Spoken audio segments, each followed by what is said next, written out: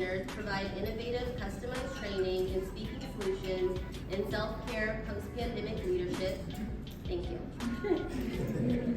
Diversity, equity, and inclusion, and general motivation.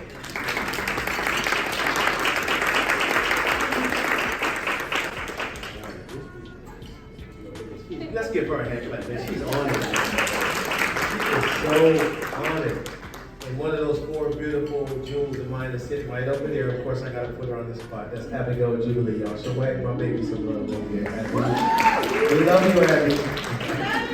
We love you, Abs. She said that. Just a moment.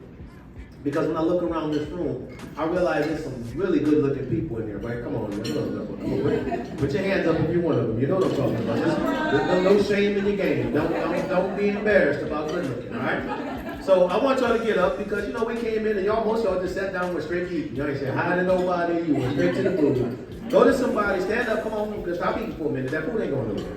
All right? It's going to be sitting right on that plate when you get back, I promise you. And find 5 people that say, you sure do look good today. Go on, then go compliment somebody. You know, you need to compliment somebody. You know, you sure do look good today. And go tell somebody they look good. The first one is operate within your values. The second is going to be make self-care a priority. The third, be an active listener and become a student of leadership. If I play professional sports and I can't really close, I played football, y'all know I was pretty good. I played linebacker. Brother had some skills. I used to hit running back so hard I would knock them into next week's game. They would wake up and they'd be like, what is it next week? The first one is, so operate. All right, so what I want you to do is take a core value and determine how, it could be any core value, all right? You can just think of one real quick. And again, you don't have to write, you can write that in the sheet, okay? Because I think we're done looking at the first one, right? I want you to write down, it could be any core value you want, anyone. Take a core value, and what I want you to do is talk about how you can use that core value to make a difference with the teams that you lead, or any person with it. It could be any. So go ahead, just run a minute. So let's go with this young lady right here. Respect. Respect. How you gonna model it? By showing respect, right? Oh, let's give her a hand clap. 2 claps.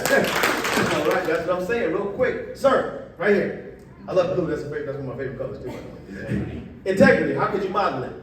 I see that trust breaks down walls. Trust breaks down walls. 2 claps. Boom. That's what I'm talking about. You. I've had integrity too. Integrity. Now that's a good word right there. You never put your own self-interest above others. I love that. Let's give him 2 claps. There's 2 more claps for what he just said the second time. Go ahead. That's right. Don't put your interest involved in others. Let people know that I'm there for you. That makes a difference. You know, Pam, I'm not going for it. You can't be hiding though. I got you.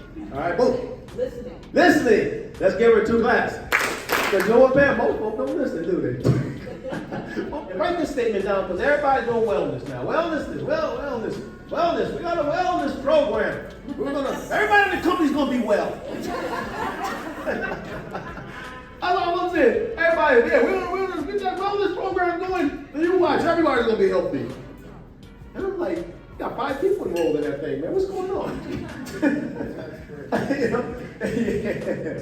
I said, why nobody joining your wellness program? Well, Coach just gave you an answer. And by the way, maybe you show me some love. I'm sharing this at the conference next month, y'all. We're going to be doing some self-care. Come on, y'all. Come on. I'm a member of your team here. I'm a member.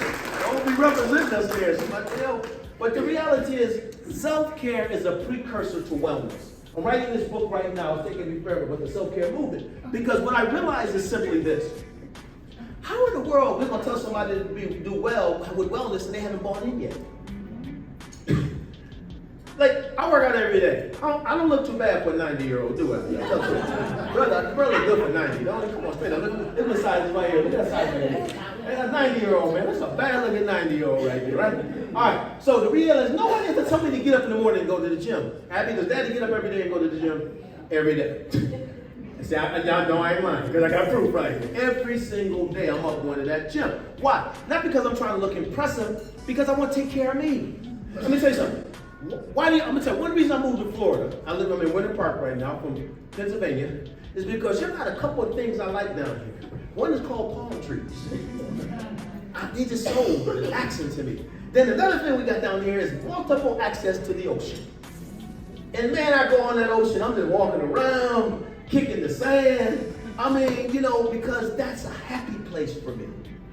Because I realize that self-care is critical to wellness.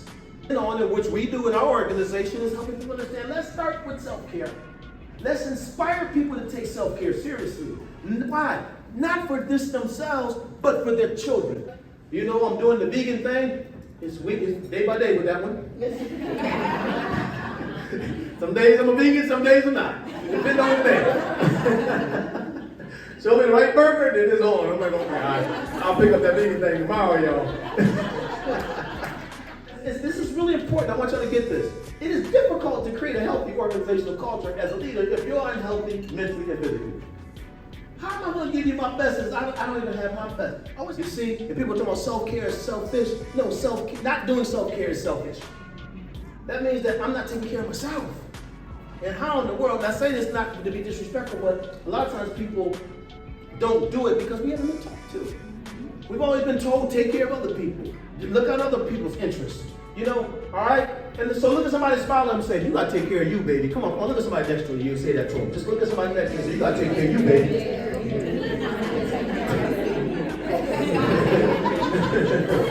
Yes, and you got to take care of you, baby. All that giving all yourself to everybody and you ain't got nothing left for yourself. Why am I so stressed? Why am I so depressed? When the last time you done something for you? That's why we're stressed and depressed. Because I ain't taking no energy on myself. It's so important. So, pillars of self-care, just a few things. Leadership. One is sleep and rest, diet and exercise, happy place, family, and community. There's a lot of we teach on, but these are a few. So look at somebody next to you and give a big old smile, and I want you to say this like you mean to tell them to go to bed. Say that to them right now, say go to bed. Y'all know what I'm talking about. You know what I'm talking about. Coach Jesus gave you a command, go to bed. You folks, y'all know you don't go to bed. You go to bed, you got your iPhone, your iPad, you got everything. We'll be talking about this at the conference. And you talk about the next morning, I wonder why I'm so tired. You don't understand up there all night long, you say, oh, let me go catch a few reels. Now you're on Instagram. You're supposed to be sleeping, and you're looking at reels. Go to bed.